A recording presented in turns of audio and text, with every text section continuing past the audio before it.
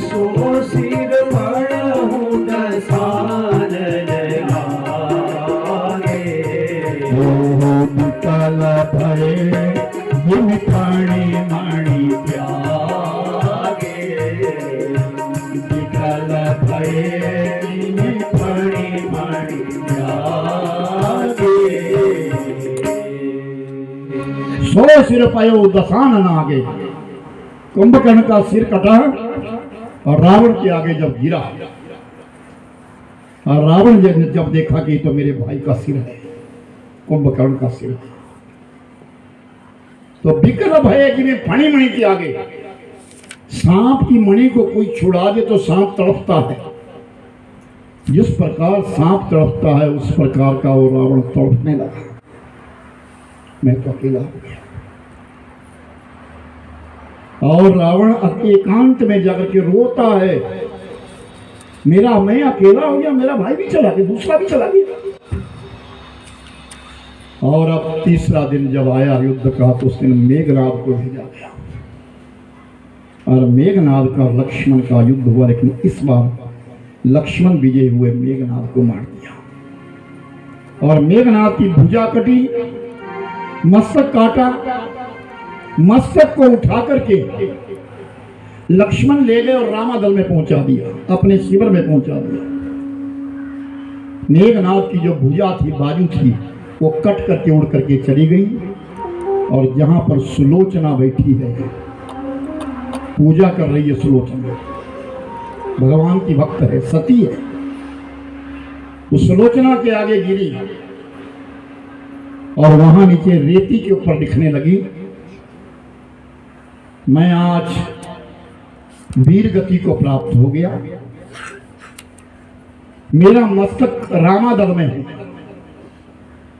मैं कट करके तुम्हारे पास आ गई हूं, मेरी भुजा तुम्हारे पास आ गई है, मेरा जो मस्तक है वो रामादल में है और मेरा धड़ लंका के दरवाजे के ऊपर है, मैं वीर गति को प्राप्त हो गया, तुम्हारा मेघनाद। जब ये शब्द लिखा, सुलोचना उठी और उठ करके उस भुजा को साथ लेकर के मंदोदरी मां के पास आए, मां मैं सती होना चाहता हूं। और मंदोदरी उस समय रो रही है, मंदोदरी को पता लग गया कि आज मेरा पुत्र भी चला गया, रुदन कर रही है मंदोदरी। और सुलोचना ने जाकर के जब कहा, अपनी पीड़ा बताई कि मैं आज विधवा हो गई है, लेकिन मैं सती होना चाहती हूँ और सती बिना पति की शीश से नहीं होती, मैं अपने पति का शीश लाना चाहती हूँ। तो मंदोदरी ने कहा, जा अपने पिता से आज्ञा ले, बिना आज्ञा लिए तू जा नहीं सकती।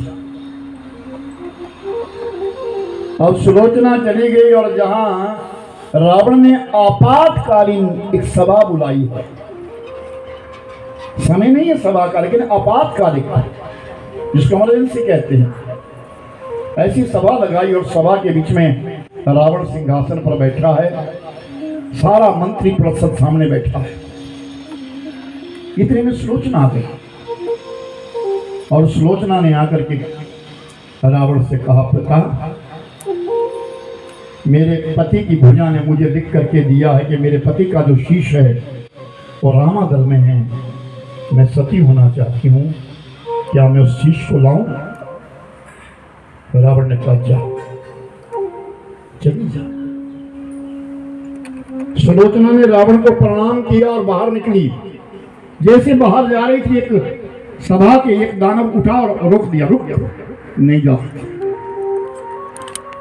रावण से कह रहा, क्या कर रहे हो? जिसकी स्त्री को तुम 14 महीने से यहां रखे हो,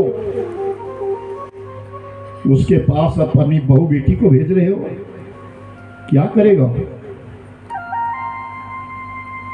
जिसके कारण इतना बड़ा बखेड़ा हो गया, आज उसी के पास तुम अपनी बहू बेटी भेज रहे हो, क्या करेगा वो?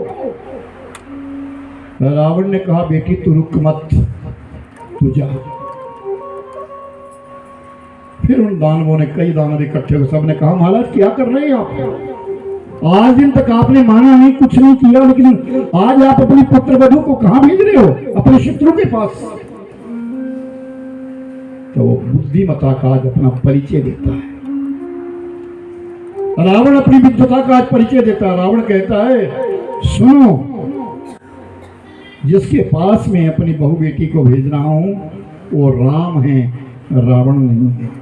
मैं रावण। किसी की बहू बेटी के ऊपर नजर डालना राम का काम नहीं, रावण का काम है। सुलोचना चली गई, और जब सुलोचना गई, जैसे पर्वत के ऊपर चढ़ने लगी, भगवान राम की नजर पड़ी। भविष्य ये कौन है? महाराज ये रावण की पुत्र वधू है, मेघनाथ की पत्नी है। भगवान राम ने कहा तुरंत एक आसन बिछाओ। एक कुशाक आसन लाए और सामने, अपने सामने आसन बिछवाया। और जैसे ही सुलोचना आई, आओ बेटी आओ, स्वागत है तुम्हारा, सामने बिठा दिया। सुलोचना ने प्रणाम किया, तुम्हारा आना कैसे हुआ? मैं उसे देखना चाहती हूँ जिसने मुझे विधवा बनाया है, मैं उसकी भी देखना चाहती हूँ, और अपने पति का शीश लेने आई हूँ, मुझे सती होना है। भगवान राम ने कहा बेटी तुम्हें क्या मालूम है? तुम्हारे पति का शीश हमारे पास, ये तुम्हें कैसे मालूम? मेरे पति की भुजा ने लिख करके दिया है मेरे लिए। मेरे पति की भुजा ने लिख करके दिया है मेरे लिए। वो कटी हुई भुजा मेरे पास चली गई, उसने लिख दिया था। ये सो गई, जगाओ जगाओ। मैं अपने पति के शीश के लिए आया हूं, तुम्हें क्या मालूम है कि तेरे पति का शीश हमारे पास है? तो जब उसने कहा कि कटी हुई भुजा ने कहा लिखा मेरे पास, तो जितने भी बानर भालू थे वो सब हंसने लगे, मजाक उड़ा दिया उसका कि कटी हुई भुजा कभी लिख सकती है। और उसका मजाक पूरी सभा में मजाक बन गया सुलोचना का। लेकिन भगवान राम तो जानी जाने, वो समझ रहे हैं नहीं नहीं, सुलोचना जो कह रही है सत्य कह रही है। लक्ष्मण को इशारा किया, लक्ष्मण अंदर शिविर में गया और मेघनाथ का शीश जो कटा हुआ था उसे लेकर के आया, और वो कटा हुआ शीश सुलोचना के हाथों में दे दिया। सुलोचना ने अपने पति की शीश को प्रणाम किया। तो भगवान राम ने कहा बेटी मैं तो जानता हूं कि कटी हुई भुजा लिख सकती है, लेकिन इस दुनिया को मैं कैसे समझा? आज मैं जान गया हूं कि सभा में तेरा मजाक बन गया है, लेकिन तू अपने सतीत्व पर की परीक्षा देना। अगर कटी हुई भुजा लिख सकती है तो ये कटा हुआ शीश हंस भी सकता है, दिखा सबके लिए। तो सुलोचना ने अपने पति से प्रार्थना करी, अगर मैं मन कर्म वचन से सती हूं, पवित्र हूं, पावन हूं, तो आप जरा हंस करके दिखाओ।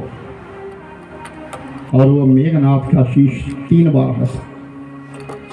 तो जब वो 3 बार हंसा ना, तो जितने भी लोग वहां थे, जितने भी बानर भालू थे, सबकी गर्दन झुक गई।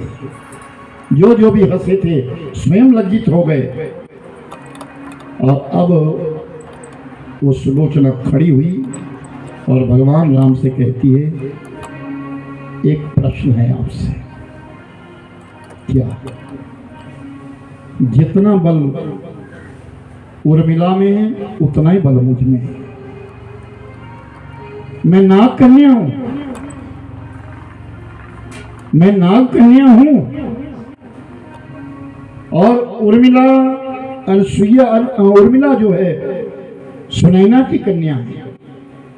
लेकिन उर्मिला ने 14 साल खड़े होकर के तपस्या की, मेरे जितना बल प्राप्त किया जितना बल मुझ में उतना बल उर्मिला में। मुझे विधवा बनाया, वो सधवा ले गई। जितना बल लक्ष्मण में नहीं था, इस लक्ष्मण में इतना बल नहीं है जितना बल मेरे पति परमेश्वर में था।